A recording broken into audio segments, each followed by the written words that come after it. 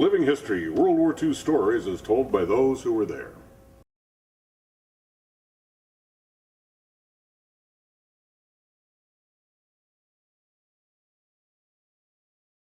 Then when we got on the train and we were going up more or less alongside the Suez Canal, we saw a carrier coming down the Suez Canal, which was the Formidable, which we had been assigned to, and it had been bombed by the Germans on the Crete landings, which had just gone on, and it was going from there around to the States to be repaired. And so beginning of 42 that I joined 821 Squadron to be serious operations. And then of course what happened, we went forward, and then when Rommel was successful, we all came back. We used to do night flying, and we became the sole flare droppers over the targets for the RAF. So we became really the first pathfinders. And one night, Rommel had made a dash towards Cairo, but because of bad weather, Hamseen and all of that, they didn't know where the hell he was. And they couldn't fly to get him at that time, the Blenheims and the other things. So anyway, we went out, and they gave us the position where they thought he was. So we went out there, and we circled round, dropped a few flares and the rest of it. And then either I did or my observer said, well, let's go farther south. So we went about another 50 miles or so south, and we dropped a flare.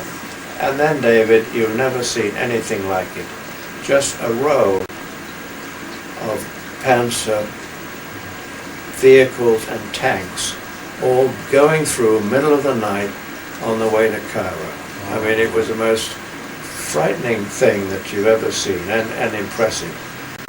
What we did, we got over it and we started dropping flares, and then we had a signal for the Wellington. We'd fire Very pistols out, and they would see it, knowing that it was a special target. So they came. Also, the other people who were succeeding us, or at the same time, they saw us and they came down to continue illuminating it. So when we went back to report into the operations, of course, everybody was, God, you found it. I didn't say that to, but you found it. We got the exact navigational operation of it, where it was, what they were doing. And there's sort of a great sigh of relief that we'd found the damn things. Of course, then we were a fairly obvious target for any German night fighter, because there we were dropping flares and circling. And so the first time that I was attacked, I instinctively tried to get more speed. And in other words, I put the nose down and I went towards the ground, and it wasn't until I was down only about 50 feet above the ground that I did the tight 90-degree turn, which was your defense against a faster plane firing at you. Well, the only trouble was that I had minimized the difference in the speed by trying to go faster, and I was attacked several times after that, and I knew the job. I mean, the minute that my navigator said, there's a Ju-88 turning behind you, I said, all right, let me know when it's about to fire, when it's in a position.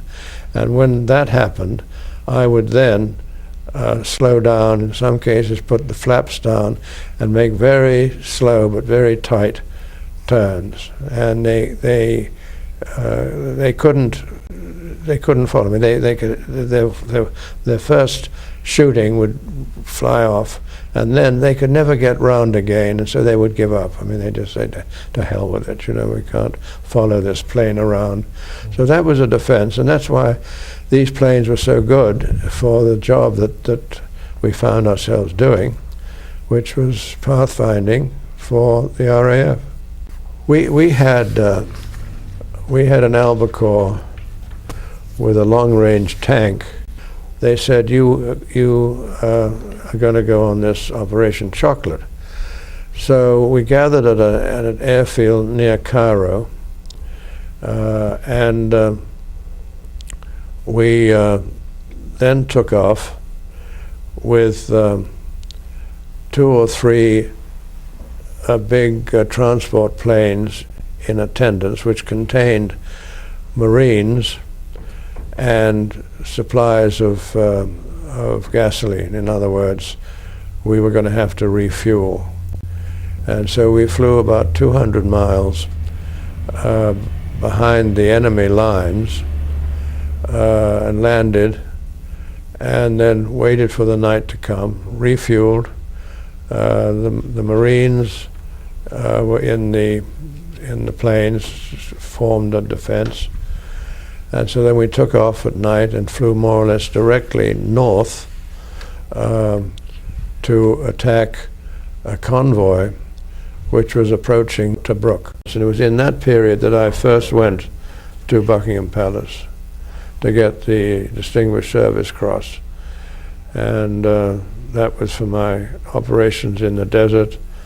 It was very well organized, and you'd line up and then you'd walk through, and there would be the king and queen on a sort of platform around. You come up there, and as you know well, the king was not very able to talk that well. He had the stutters, and so the queen would be the person that would really be wonderful, jovial, and smile and give you the award, and the king would shake hands with you and congratulate you. But she was doing most of the work and finding out where you lived or where you'd been,